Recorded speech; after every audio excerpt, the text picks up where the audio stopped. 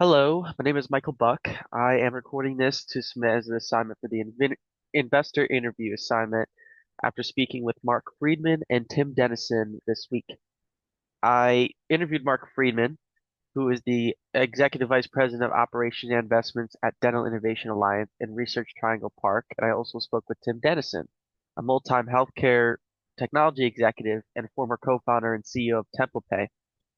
Hearing from both of them gave me two sides of the entrepreneurial finance landscape from the investor point of view, the investor mindset and the operator mindset. And what stood out most was how much this business revolves around alignment, trust, and timing. For Mark's interview, he operates in an early stage venture and angel investing, specifically in dental innovation. What makes Dental Innovation Alliance, which is his VC firm, different is that it doesn't take just provide they don't just provide capital, they provide distribution and access to thousands of dental practices and hands-on strategic support. And one of the biggest lessons I learned from Mark is that venture capital is not just about writing checks, it's about long-term compatibility. He compared investor-founder relationships to dating. In the early stages, everyone's excited, but real success depends on whether expectations actually align long-term. They expressed something really important, and that entrepreneurs should always speak directly with VC portfolio founders before taking capital, not just one, but several. Ask them how the investor behaves when things go wrong. Ask how involved they are, and ask if they add value or create pressure. And this is critical because raising capital is not instant. Even when pitches go well, the legal process, diligence, structuring, and closing could take 3 to 6 months. And if you're a founder navigating payroll, runway, the timeline matters. So beyond alignment, it's important to raise that trustworthy investors who provide liquidity when you need it. And Mark made it clear that capital raising is a process, but strong investor relationships can shorten that gap in moments of urgency.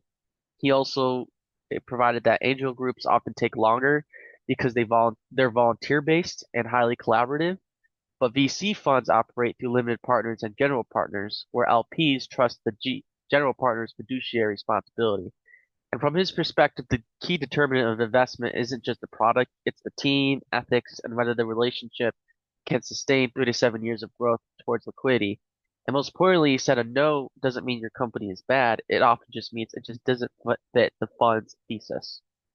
Now, for Tim Denison's interview, he approached entrepreneurship from the founder's lens as well. His background spans between healthcare payments and benefits technology, scaling companies from early stage through growth. And his biggest message is that ideas don't win, execution wins. He emphasized that corporate America can be an incredible training ground to learn how organizations operate.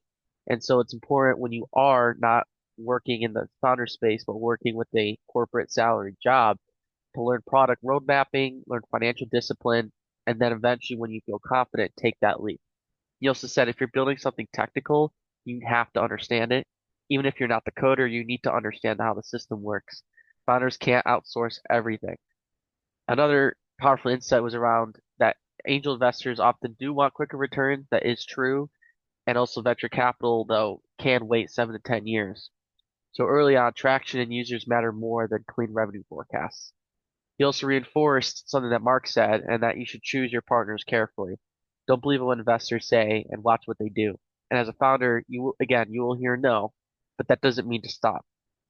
Overall, I took away from this assignment is that before I viewed entrepreneurial finance mostly through valuation, internal rate of return, capital structure, because that's just the finance side of me.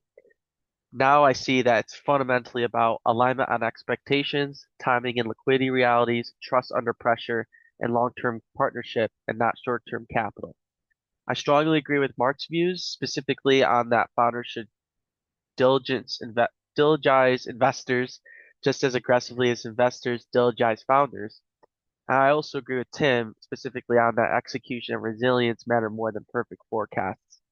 The part that hit the hardest to me was understanding that fundraising is not just about pitching well. Even if everything goes right, capital can take half a year to close. That means founders must plan runway carefully and build relationships with investors who are not only strategic, but reliable in moments of need. And so the biggest lesson is that entrepreneurial finance is about raising money. It's about raising the right money from the right people at the right time with aligned incentives and trust when liquidity matters most. Thank you.